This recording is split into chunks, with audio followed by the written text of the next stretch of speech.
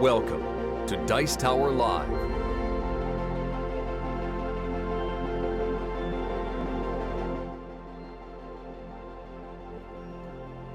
Hey everybody, I'm Tom Vasel, and welcome to the last live 2018 of this week. The next one will be Christmas Eve. See you then, but we're going through 2018 and talking about different games that I think are fantastic and wonderful. We're doing it live, of course, which means I will be talking to you live. Maybe some of your comments might make it in the video. A couple caveats, of course. One, it is live. Two, there's two, maybe I should take my phone out of my pocket right now. But two, I haven't played every game over the course of the year. No one has. And three, I kind of try to diversify my list. Now, we've already done our top 10 games of the year. We've done some fantastic games. I tend to lean towards big, grandiose games. I don't necessarily think big, grandiose games are the only games, but they tend to be the ones that get the most shine, the most love. So these are some small games that I would recommend, games that are considerably, well, small. All right, so that being said, let's start with number 10. A game about which me and my assistant here have some disagreement on. This game, extremely popular with a lot of people, and I know that you're thinking of it now because it is The Mind. All right, so The Mind here is, some people debate whether it's a game or not, but the fact is that a lot of people really like having The Mind, and I have great success taking The Mind everywhere where I go. So when you play The Mind, it's just a deck of cards that are numbered from 1 to 100. Level 1, everyone gets a card. You all put them face down, and then you need to play them from smallest to largest without talking or communicating in any way. Although the or communicating in any way is kind of nebulous on how exactly that's determined, but you have to turn them over. So if I have 1, I'll turn it over right away. If I have 2, I'll wait half a second, a second. If I have 37, how long do I wait?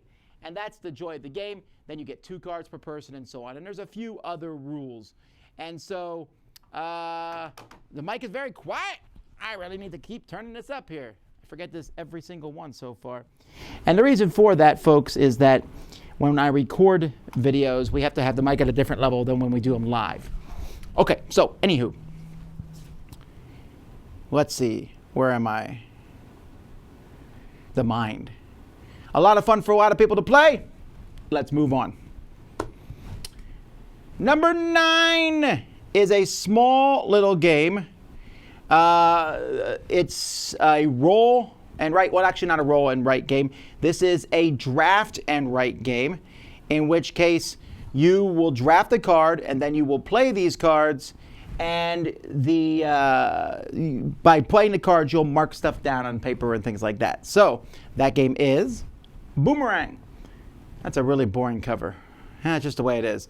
So let's not look at the cover. Let's look at the game itself. You have these cards, and each card has different information on them. They have a number from 1 to 7. They have some sort of activity. They have an animal. They have a different spot in the area, and sometimes they give you extra points. And each of those is going to score. So you're going to draw these, play them in front of you one at a time, trying to catch your boomerang and score points in other ways. Meanwhile, marking off on your score sheet all the different locations you've gotten to, maybe getting a bonus, scoring for the different things. Each thing scores slightly differently, so when you look at the cards, you'll say, I'd like to keep this one. In fact, I'm not even sure this is more of a write game as much as it is just a drafting game with interesting scoring. I like this one a lot, so that is my number 9, Boomerang. Number 8 is a small game, which when I first heard about it, didn't look that fantastic, but I gave it a whirl and I was surprised at how much fun this game was. It's from a company whose most of their games I'm not as huge of a fan of, Ninja Division, and this is Rainbow Nights, which doesn't even sound like a game that's my style. It sounds like, Rainbow Nights. But Rainbow Nights comes with a bunch of clear cards. And you take these cards and you're putting them on top of each other and flying around the table. It's essentially Tron. But this game does it. There's other games that have done this over the year and last year where you've had these bike racers going around. This one here does a really good job of doing it really fast. We're talking 5 minutes or so. You put these clouds out and then you just drive your rainbow unicorn or pig or whatever it is around them. It's super fun. I really like it a lot. Highly recommend it. That is Rainbow Nights. It can also be played turn by turn, which is also okay, but I think the real-time one is better. All right, number 7 is a 2-player game with actually really nice components. I actually considered putting it on my component list just because of how nice the whole package was, and it also is a theme I like, which is Cake Duel. I do like cake. Now, this particular cover box doesn't look good, but when you open up inside, the game looks a little better than that for sure. You get some cool cards, so you have soldiers and archers and wizards and things, and you are playing them. One person's attacking the other person, but playing cards, the other person's trying to block them if possible, and it's basically a coup-style game. Like, I'm playing these cards, and I tell my opponent what I'm playing. Well, I'm blocking with these cards, and they tell me that. But we could both be lying. But if you lie and you're caught, then you'll lose some pieces of cake, and we're trying to get all the cake so that we can get a trophy. As you can see here, there's little acrylic tokens. They're really nice. The whole thing is just a really good production, and it's a fun theme. So that is Cake Duel, my number 7. Number 6 is another roll and write game. In fact, the word roll is in it. This one is Roll to the Top. This is a roll and race game, essentially. It comes with many different polyhedral dice. So you can see a 20, a 12, an 8, a 6, a 4, and then a white die. That's a 6-sided. You'll pick one of these buildings, although more buildings are coming out in the future, or the tree, and you're going to roll the dice. Then you can write any numbers you roll in any of the bottom spots. So maybe I'll write a 4 and a 6. I can also write above those numbers if that number's higher than everyone below it. So I could put 4, 6, and put the 8 above that. Above the 8, I could put a 12. Above the 12, I could put a 20. The problem is, once I get higher than 20, it's harder. You can add dice together, but if you write high numbers too early, it will take you forever to fill things in. But if you wait and only wait to get low numbers, the dice might be rolled more often. So here's a sheet. I think this is off the, you can play this online somewhere, and you can see, so there's a 1, 2, 3, 3, 3. Then they wrote a 15 here, but they weren't worried about it because nothing's above it. It works really well. I like it a lot. I laminate. Someone said they kickstarted a laminated version. I saw that, cracked me up. That version came out almost to the day after I just laminate my own. I laminate every roll and write game I keep because why would I waste money on sheets when you can just have laminated versions of them? So that is Roll to the Top. Number 5 is another 2-player game. This is actually a reprint of an earlier 2-player game, a Japanese one. I reviewed them both times, but they made it more streamlined and nicer looking, and that's Greedy Kingdoms. Greedy Kingdoms, Outwit the Rival Kingdom. This is a game in which you are trying to get resources. So there are different cards that come with this game, and you each have a hand of cards. And when you play these cards, so there's an abbot card there at the end.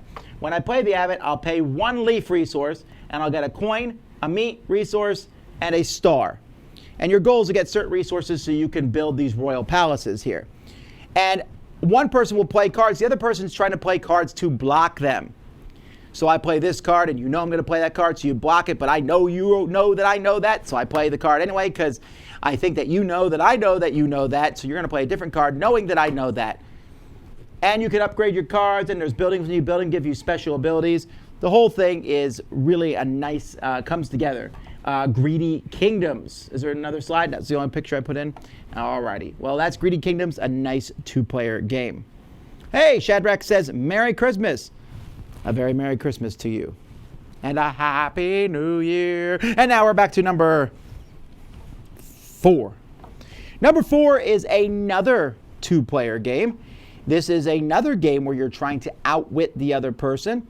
And doesn't look as nice as Greedy Kingdoms, and that is Before the Earth Explodes. So before the Earth explodes, yeah, the Earth's going to explode. I don't know why. I don't remember what the thing is. But you have a handful of cards, A, B, C, D, and you are taking these cards and trying to play them. But see, if I play A, it will cancel my opponent's B. If I play B, it cancels my opponent's C. If I play D, it cancels their A. So it's kind of like rock, paper, scissors. And then when you play the card, each one lets you do something. Some let you explore planets. Some let you get technology. Some let you increase your science level. There's several ways to win, several ways to lose, and you just take turns just outguessing each other. Pretty cool game. There's a lot of symbology in the game, but it's really not that complicated. I wish the game looked a little nicer when it's playing at the table. No one stops and goes, what are you doing? That looks interesting. It just doesn't happen. But for its size, for how small it is, I think it packs a good punch, and that is before the Earth explodes. Number 3 is a game, another roll and write game. Well, I guess that's the kind of game that's going to show up on a small games list. This is one that is, I don't know what the name means, but it's ganz schön clever. This is a roll and write game. Now, roll and write games often have a theme. Boomerang had a theme. Roll to the Top has a racing theme. Ganz schön clever doesn't even pretend. There is dice, and then there's this chart of numbers that are played here. That's it. And you're going to roll dice and then use those dice to cross off numbers in different rows and columns and grids, and sometimes using a re-roll, sometimes adding to a die. And the dice that you use will affect what dice other people can use. You use dice on your turn. Other people can use dice on your turn depending on which ones you use. It's very thoughtful. You can really concentrate on one color, but it's really best to work at everything so you get to these foxes, which will score you a lot of points. Very mathematical, very numerical, but it works, and I like it. That's ganz schön clever, which apparently, according to here, means very clever. Well, there you go. All right. Number 2 is a game from Stronghold and Friedemann Friese. It's in their fast forward lines, and that is Fast Forward Fortune. I think slot machines are dumb, right? You just press a button, and then you see if you win or not. But they do make them fun, I guess, with all the lights and flashing and whirring. This goes back to the olden days of slot machines. And in this game, which is a fable game or a fast-forward game, you go through the deck a few cards at a time. And you are making a hand of cards, and you are trying to have the biggest numbers in your hand. However, as the game goes by, rules will pop up that might change it. Maybe it'll say if all 3 numbers are the same, quadruple your score. Or this one here says, this 2 says for each additional 9, you get 9 extra points. Or for each additional 2, I'm sorry. So if I have a 2 and another 2, that second 2 is actually an 11, which could be pretty cool. If I have 3 2s and one of them is this one, ho, ho, ho, I've won. So it's pretty simple. It's pretty light, but I found very, very fun putting it all together. Fast Forward Fortune. And my numero uno small game is a game that took the place of Timeline for me, and that is Illusion. Now, I like Timeline. I think Timeline's a fun game where you turn cards over and you put them in order by date. But Illusion does it by color. So Illusion comes with a bunch of cards with weird, funky colors on them, red, yellow, green, and blue. And on the back, it tells you what the percentage of that card is made up of each thing. So, for example, the other side of this card is 14% red, 8% yellow, 21% green, and 39% blue, which, when you add them all together, gives you 82%. I guess there's a lot of white on the card, too. But 22, 42, 43, 73, 80. Yes, okay. Just want to make sure I add it correctly there. So I get a card like this, and then I need to say, is there more, you'll pick a color, is there more red in this card than in this card? And you put them in front of each other or in between other ones. And you slowly build a timeline of these cards.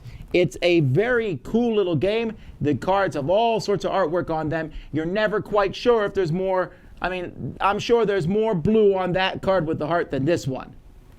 But is there more blue on this than that one? It's tricky, and it also has a good deal of replayability. So the whole thing comes together in a very fun and entertaining way. And that's my number 1 game of the year, Illusion. Well, we kind of blew through that one pretty quickly. So before I jump into my closing Friday videos and all that stuff, maybe you have some that I did not mention. And I can tell you why I didn't put them in the top 10, although, again, some probably just missed the list. Or maybe you have some that you recommend, or maybe you just have a few questions before we go. But Illusion just works really well. Timeline's good, don't get me wrong. Timeline is great for dates purposes, for learning history and stuff. But Illusion is fantastic. You could consider each of the 4 sets from Dice Throne as small 2-player games. Yeah, no. I like Dice Throne, but it's not a small game. It's pretty chunky. Even those boxes, the 2-player, you have big boards and dice and stuff. I wouldn't consider Dice Throne to be a small game. And the version I have isn't even a little small. It's this big box full of everything. I know you can buy them by themselves and they're smaller, but I just kind of picked small game as something I could probably stick inside my pocket. Why not just one party game? Because it's not small. Also, I'm doing a top 10 party games next week. so you might want to check back then. Gold Fever from Stronghold Games, the one where you pull stones out of a bag. I don't think that did that come out this year? Maybe it came out this year, but I wouldn't recommend that one because literally finding a bag of stones in your yard and pulling those stones out is more fun than that game is. Cahoots. I don't know if I played on Cahoots. Oh, Cahoots. Yeah, Cahoots I actually considered. Sorry, Cahoots I considered for this list and it just didn't make the cut. Alone Isn't Small. 10 Epic Zombies. I haven't played that one. I don't think we've even got that one. It hasn't shown up in the mail.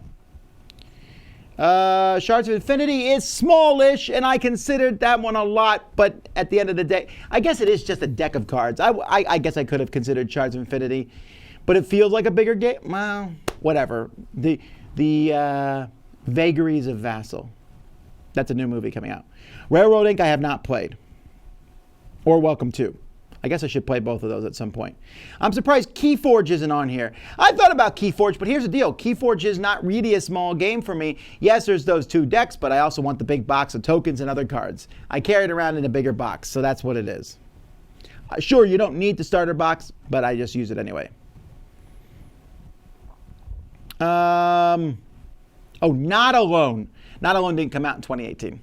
It came out last year or the year before. I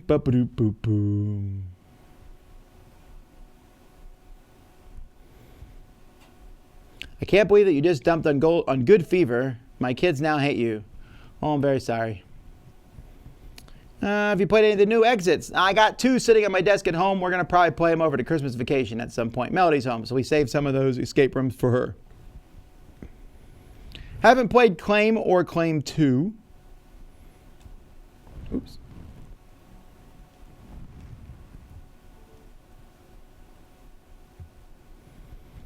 Alrighty, well I think that catches up to that.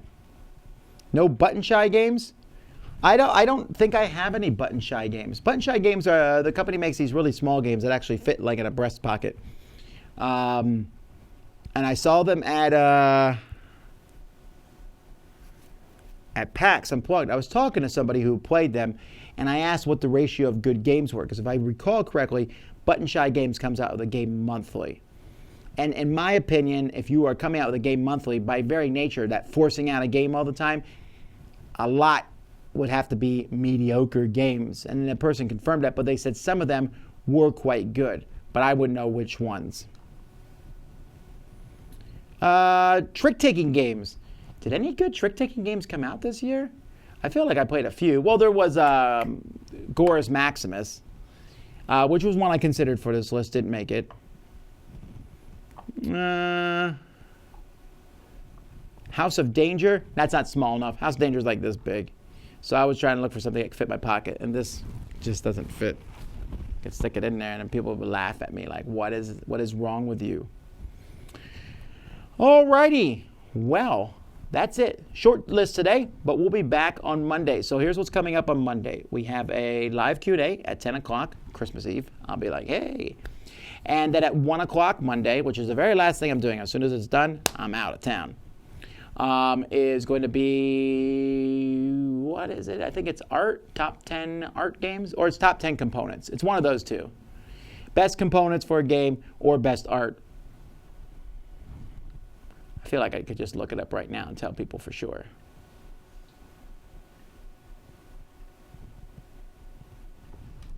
I will. Oh,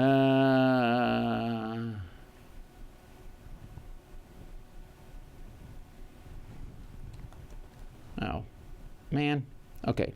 Well, let's just pretend it's art.